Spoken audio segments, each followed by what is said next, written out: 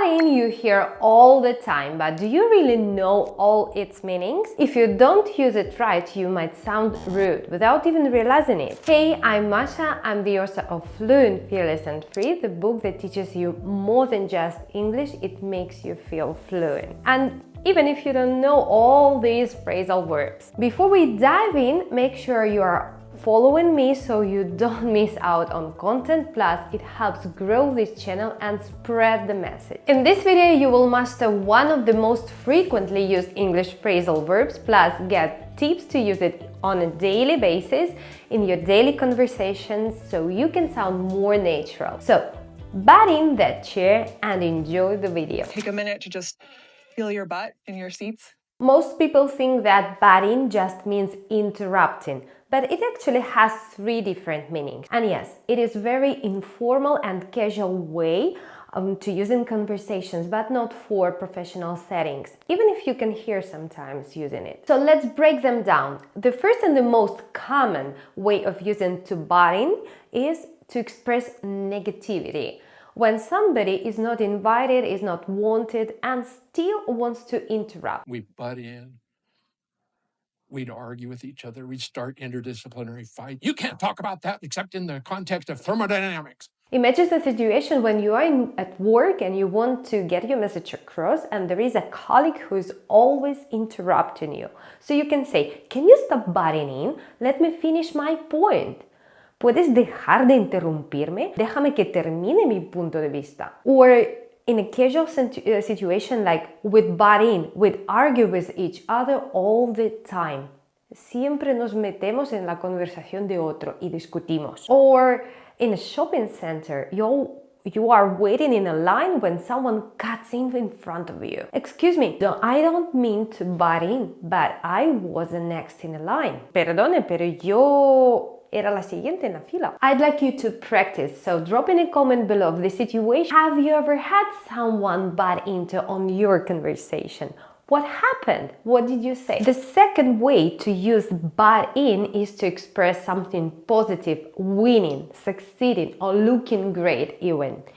In this case, we use the expression to kick butt in. If your couple is saying, you are kicking butt in that dress, Madeline Albright just kicked butt in that dress. Yeah, he means that the best increíble en este vestido. Or someone is saying, I kicked butt in that debate today. Arrasé en el debate de hoy.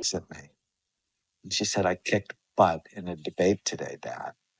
Like, who is this, John? Or on the election, you can hear sometimes people saying, we kicked their butt in that last election.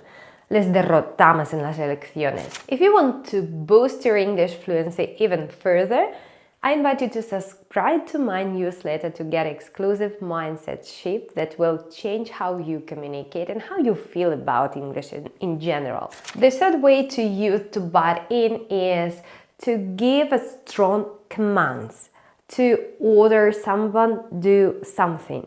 For example, take a minute to get your butt in that chair. Siéntate de una vez.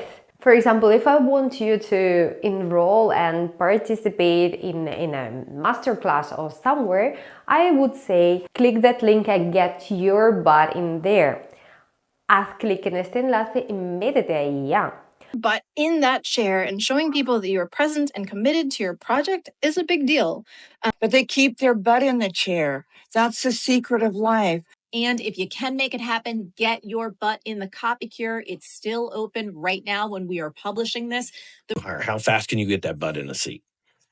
They need to make before they're ever ready to put their butt in that seat, or to buy your product, or to get on your webinar. Let's test your knowledge. Can you find the grammatical mistake here? I hate when people butt in private conversations. Drop your answer in the comments below. In this video, we have learned three different ways how to use butt in. The general one when it was a negative, interrupting somebody.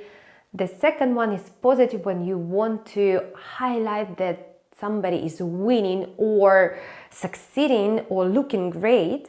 And the last one is giving order, make somebody do something. So it's after years, 2 decades of teaching English, I understand one thing. It's not about memorizing or learning lists of phrasal verbs. It's about understanding how people use them in the context. If you want to expand your vocabulary, the best way to do it is by reading non-fiction books that will not only teach you English, real, modern English, but they will teach you something else, the right mindset and soft skills. I see you in the next video.